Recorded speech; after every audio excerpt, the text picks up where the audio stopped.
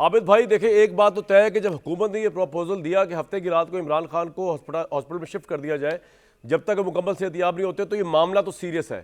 مطلب اگر سیریس نہ ہوتا تو وہ جس طرح جو پہلے موقف اختیار کیا ہوا تھا حکومت نے کہ نہیں جی وہ تو ایک انجیکشن کا معاملہ ہے، وہ تو ویسے ہی نارمل پروسیجر ہے، لگ گیا واپس اس کے بعد فالو اپ ہو جائے گا، کوئی ایسا سیریس معاملہ تھا. تو اب یہ اتنی معمولی سی بات کے اوپر کہ وہ ان کے لواحقین انہوں نے جو دیے ان پہ حکومت نے کیوں اعتراض کیا؟ ڈاکٹر عظمیٰ کو آنے دیتے، انہوں نے کیا تیر چلا، ڈاکٹر عاصم کو آنے دیتے، کیا تیر چلا لینا تھا؟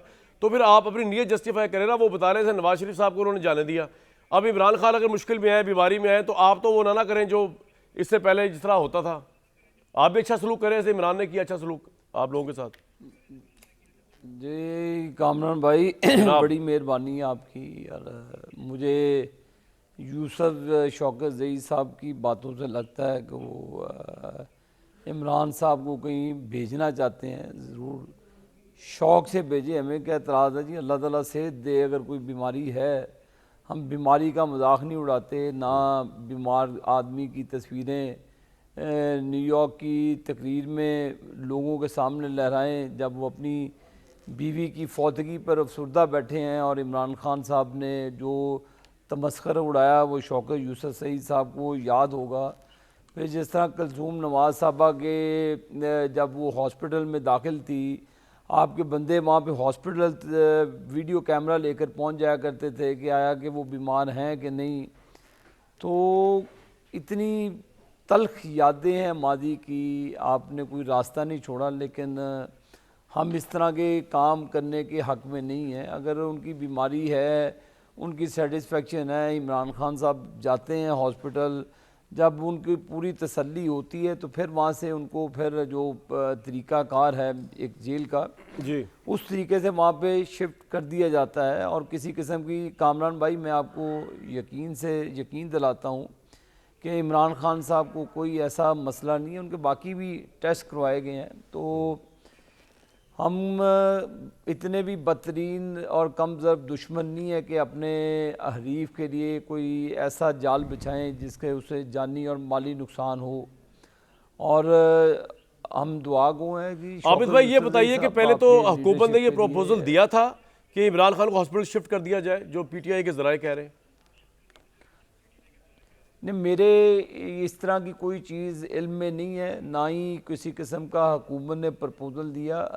میں آپ کو وثوق سے کہتا ہوں، نہ کسی قسم کی فیملی کو ان کی یقین دہانی کرائی. یہ میں آپ کو کامران بھائی ایک بات بتاؤں، یہ پی ٹی آئی کا المیہ ہے، یہ خود ہی باتوں کو کرتے ہیں، پہلے اس کی فضا بناتے ہیں. ان کا ایک یہ دراصل یہ ہر چیز کو کرکٹ میچ دیکھتے ہیں، سمجھتے ہیں کہ آگے پتہ نہیں کوئی ٹیم پھونکی ہے، اس کو ہم پریشر ڈال کے ان کو نروس کر دیں گے. ایسی کون سی بات ہے یار. آپ بیماری نہیں ہے ان کو کوئی، میں آپ کو یقین دلاتا ہوں کوئی ایسا ایشو نہیں ہے ان کو. ٹھیک ہے، جو ان کی ایک ٹریٹمنٹ ہے. جہاں پہ یہ نواز شریف صاحب کی بات کر رہے ہیں، ایک سیکنڈ لوں گا کامران بھائی، اگر آپ کی یادداشت اچھی ہے، ماشاءاللہ لاہور میں رہتے ہیں، تو ان کو ہاسپٹل رات کو لاتے تھے، کسی کو نہ ملنے ملاتے تھے، ان کو اسی طرح واپس جیل میں لے جایا کرتے تھے.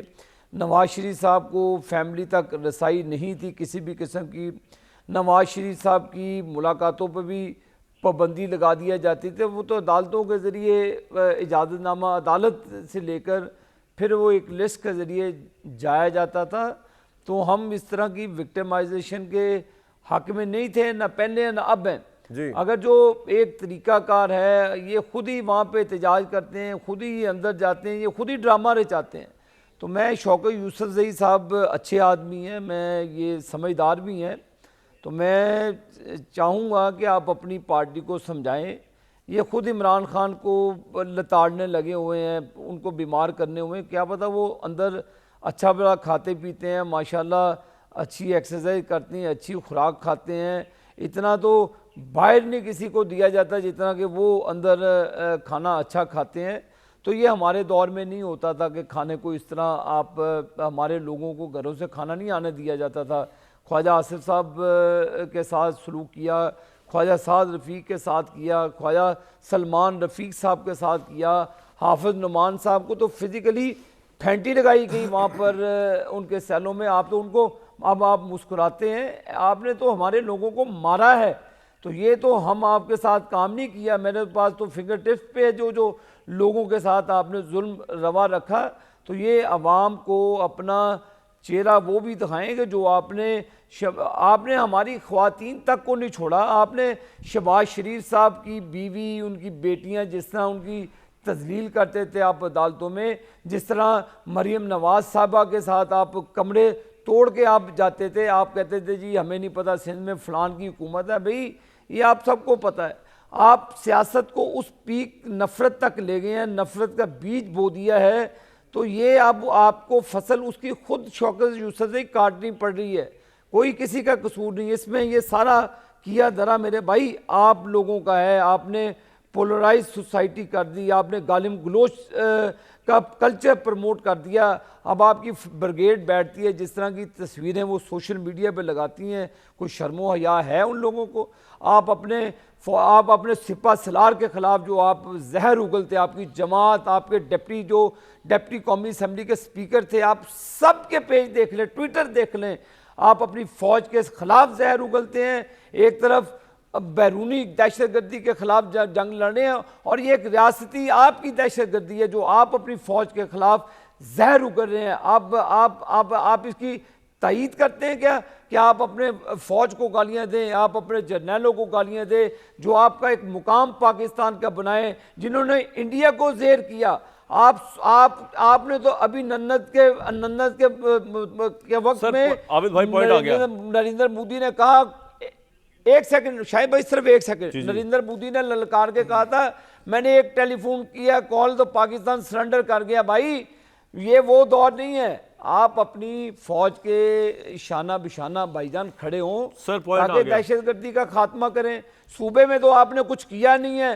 اب میں یہ سیکنڈ راؤنڈ میں آپ کے ساتھ یہ بحث و مباحثہ ہوگا دہشت گردی کے مقابلے میں, تو یہاں تک پوائنٹ آ گیا آپ کا عابد بھائی, پوائنٹ آ گیا, بڑی ڈیٹیل سے پوائنٹ آ گیا آپ کا.